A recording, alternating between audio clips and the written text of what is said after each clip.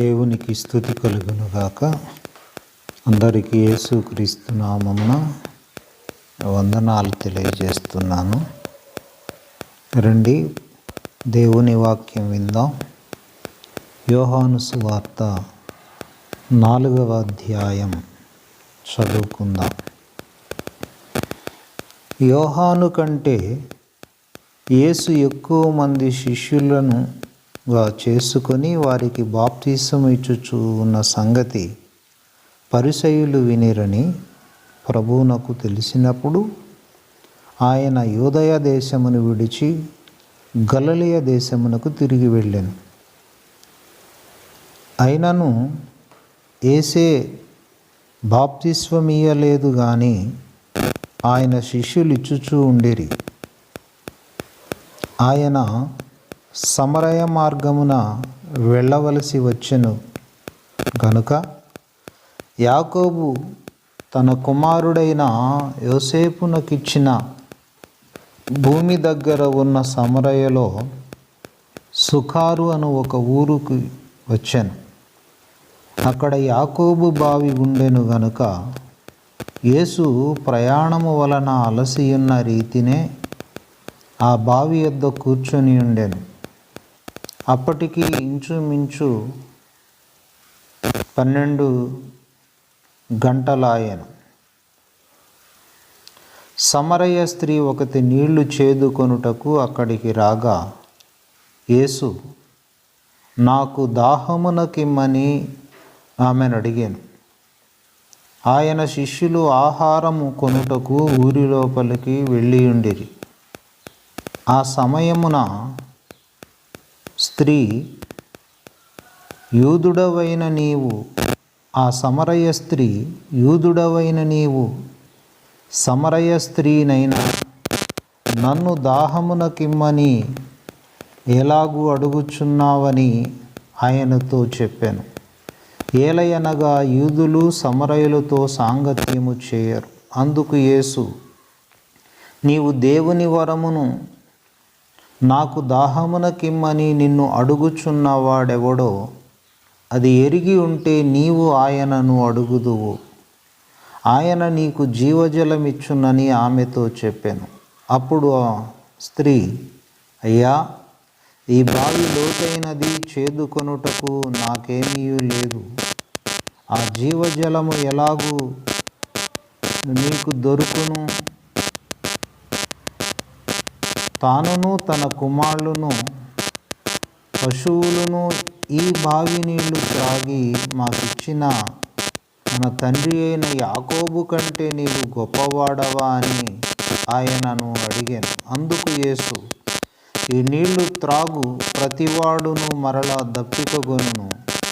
నేనిచ్చు నీళ్లు త్రాగువాడెవడును దప్పికగొనడు. నేను వానికిచ్చు నీళ్లు నిత్య జీవముకై వానిలో ఊరెడి నీట బుగ్గగా ఉండునని ఆమెతో చెప్పాను. ఆ స్త్రీ ఆయనను చూసి అయ్యా, నేను దప్పికగొనకుండునట్లు చేదుకొనుటకు ఇంత దూరము రాకుండునట్లు ఆ నీళ్లు నాకు దయచేయమని అడుగగా యేసు నీవు వెళ్ళి నీ పెనిమిటిని పిలుచుకొని ఇక్కడికి రమ్మని ఆమెతో చెప్పాను. ఆ స్త్రీ నాకు పెనిమిటి లేడనగా యేసు ఆమెతో నాకు పెనిమిటి లేడని నీవు చెప్పిన మాట సరియే. నీకు 5 పెనిమిటిలుండిరి. ఇప్పుడున్నవాడు నీ పెనిమిటి కాడు. సత్యమే చెప్పి తినను. అప్పుడు ఆ స్త్రీ అయ్యా, నీవు ప్రవక్తవని గ్రహించుచున్నాను. మా పితరులు ఈ పర్వతమందు ఆరాధించిరి గాని ఆరాధించవలసిన స్థలం యెరూషలేములో ఉన్నదని మీరు చెప్పుదురుని ఆయనతో అనగా యేసు ఆమెతో ఇట్లనెను, అమ్మా, ఒక కాలము వచ్చుచున్నది, ఆ కాలమందు ఈ పర్వతము మీదనైనను యెరూషలేములోనైనను మీరు తండ్రిని ఆరాధింపరు. నా మాట నమ్ముము. మీరు మీకు తెలియని దానిని ఆరాధించువారు, మేము మాకు తెలిసిన దానిని ఆరాధించువారం. రక్షణ యూదులలో నుండే కలుగుచున్నది. అయితే యథార్థముగా ఆరాధించువారు ఆత్మతోనూ సత్యముతోనూ తండ్రిని ఆరాధించు కాలము వచ్చుచున్నది, అది ఇప్పుడే వచ్చి ఉన్నది. తన్ను ఆరాధించువారు అట్టివారే కావాలనని తండ్రి కోరుచున్నాడు. దేవుడు ఆత్మ గనుక ఆయనను ఆరాధించువారు ఆత్మతోనూ సత్యముతోనూ ఆరాధింపవలెను. ఆ స్త్రీ ఆయనతో, క్రీస్తు అనబడిన మెస్సీయా వచ్చునని నేను ఎరుగుదును, ఆయన వచ్చినప్పుడు మాకు సమస్తము తెలియజేయునని చెప్పగా, యేసు, నీతో మాటలాడుచున్న నేనే ఆయననని ఆమెతో చెప్పెను. ఇంతలో ఆయన శిష్యులు వచ్చి ఆయన ఆ స్త్రీతో మాటలాడుట చూచి ఆశ్చర్యపడిరి గాని నీకేమి కావలెనని అయినను, ఈమెతో ఎందుకు మాటలాడుచున్నావని అయినను ఎవడునూ అడుగలేదు. ఆ స్త్రీ తన కుండ విడిచిపెట్టి ఊరి లోపలికి వెళ్ళి, మీరు వచ్చి నేను చేసినవన్నీ నాతో చెప్పిన మనుషుని చూడుడి, ఈయన క్రీస్తు కాడా అని ఆ ఊరి వారితో చెప్పగా, వారు ఊరిలో నుండి బయలుదేరి ఆయన యొద్దకు వచ్చుచూ ఉండిరి. ఆలోగా శిష్యులు, బోధకుడా, భోజనము చేయమని ఆయనను వేడుకొనిరి. అందుకు ఆయన, భుజించుటకు మీకు తెలియని ఆహారము నాకున్నదని వారితో చెప్పగా, శిష్యులు ఆయన భుజించుటకు ఎవరైనా ఏమైనా తెచ్చనేమో అని ఒకనిలో ఒకడు చెప్పుకొనిరి. యేసు వారిని చూసి, నన్ను పంపిన వాని చిత్తము నెరవేర్చుటయు ఆయన పని తుదముట్టించుటయు నాకు ఆహారమయ్యున్నది. ఇంకా 4 నెలలైన తరువాత కోతకాలము వచ్చునని మీకు చెప్పుచున్నాను గదా. ఇదిగో మీ కన్నులెత్తి పొలములను చూడుడి, అవి ఇప్పుడే తెల్లబారి కోతకు వచ్చి ఉన్నవని మీతో చెప్పుచున్నాను. విత్తువాడును కోయువాడును కూడా సంతోషించున్నట్లు కోయువాడు జీతము పుచ్చుకొని నిత్య జీవార్థమైన ఫలము సమకూర్చుకొనుచున్నాడు.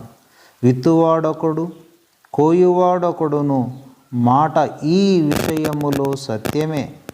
మీరు దేనిని గూర్చి కష్టపడలేదుగా దానిని కోయుటకు మిమ్మును పంపితిని. ఇతరులు కష్టపడిరి, మీరు వారి కష్టఫలములో ప్రవేశించుచున్నారని చెప్పాను. నేను చేసినవన్నీ నాతో చెప్పినని సాక్ష్యమిచ్చిన స్త్రీ యొక్క మాటను బట్టి ఆ ఊరిలో సమరయులలో అనేకులు ఆయన యందు విశ్వాసముంచిరి. ఆ సమరయులు ఆయన యొద్దకు వచ్చి తమ యొద్ద ఉండమని ఆయనను వేడుకొనిరి గనుక ఆయన అక్కడ 2 దినములుండెను. ఆయన మాటలు వినినందున ఇంకను అనేకులు నమ్మి, ఆ స్త్రీ చూసి, ఇక మీదట నీవు చెప్పిన మాటను బట్టి కాక మా మటుకు మేమే విని ఈయన నిజముగా లోకరక్షకుడని తెలుసుకొని నమ్ముచున్నామనిరి. ఆ 2 దినములైన తరువాత ఆయన అక్కడి నుండి బయలుదేరి గలిలయకు వెళ్ళెను. ఎందుకనగా ప్రవక్త స్వదేశములో ఘనత పొందడని యేసు సాక్ష్యమిచ్చాను. గలిలయులు కూడా ఆ పండుగకు వెళ్ళువారు గనుక యెరూషలేములో పండుగ సమయమున ఆయన చేసిన కార్యములన్నీ వారు చూచినందున ఆయన గలిలయకు వచ్చినప్పుడు వారు ఆయనను చేర్చుకొనిరి. తాను నీళ్లు ద్రాక్షారసముగా చేసిన గలిలయలోని కానాకు ఆయన తిరిగి వచ్చెను. అప్పుడు కపెర్నహూములో ఒక ప్రధానుని కుమారుడు రోగి అయి ఉండెను. యేసు యూదయ నుండి గలిలయకు వచ్చెనని అతడు విని ఆయన యొద్దకు వెళ్ళి, తన కుమారుడు సావసిద్ధమై ఉండెను గనుక ఆయన వచ్చి అతన్ని స్వస్థపరచవలెనని వేడుకొనెను. యేసు సూచక క్రియలను మహత్కార్యములను చూడుట కంటే మీరెంత మాత్రము నమ్మరని అతనితో చెప్పెను. అందుకు ప్రధాని, ప్రభువా, నా కుమారుడు చావకమునుపే రమ్మని ఆయనను వేడుకొనెను. యేసు, నీవు వెళ్ళుము, నీ కుమారుడు బ్రతికి ఉన్నాడని అతనితో చెప్పగా, ఆ మనుష్యుడు యేసు తనతో చెప్పిన మాటను నమ్మి వెళ్ళిపోయాను. అతడింకా వెళ్ళుచూ ఉండగా అతని దాసులు అతని ఎదుర్కొన వచ్చి అతని కుమారుడు బ్రతికి ఉన్నాడని తెలియజేసిరి. ఏ గంటకు వాడు బాగుపడసాగెనని వానిని అడిగినప్పుడు వారు, నిన్న 1 గంటకు జ్వరము వానిని విడిచెనని అతనితో చెప్పిరి. నీ కుమారుడు బ్రతికియున్నాడని యేసు తనతో చెప్పిన గంట అదే అని తండ్రి తెలుసుకొనెను గనుక అతడు అతనింటి వారందరూ నమ్మిరి.